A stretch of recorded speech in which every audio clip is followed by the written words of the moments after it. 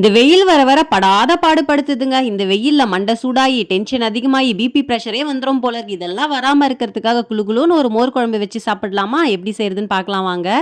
ஒரு பாத்திரத்துல 1 table spoon அளவு துவரம்பருப்பு, அரிசி, சீரகம், 1 துண்டு இஞ்சி, 3 பச்சை மிளகாவ நல்லா வாஷ் பண்ணிட்டு ஒரு 1/4 மணி நேரம் ஊற வச்சுக்கோங்க. ஊறினத தண்ணி விட்டு மிக்ஸி ஜார்ல பேஸ்ட்டா அரைச்சுக்கலாம். ஒரு கடாயில எண்ணெய், கடுகு, கொஞ்சமா வெந்தயம், காஞ்ச மிளகாய், கருவேப்பிலை, ஒரு 10 சின்ன வெங்காயத்தை சேர்த்து நல்லா வதக்கி எடுத்துக்கோங்க. நான் இன்னைக்கு வெண்டைக்காய் தான் இது கூட சேர்த்துருக்கேன். நீங்க வேணும்னாலும் எந்த வாட்டர் காய் வேணாலும் இது கூட சேர்த்துக்கலாம். வெள்ளரிக்காய், சௌசௌ, பூசணிக்காய் அந்த மாதிரி எந்த காய் வேணாலும் ஆட் பண்ணிக்கலாம். கூடவே உப்பு, கொஞ்சமா மஞ்சப்பொடி, பெருங்காயத்தூள் சேர்த்துட்டு நல்லா கலந்து விட்டுடுங்க.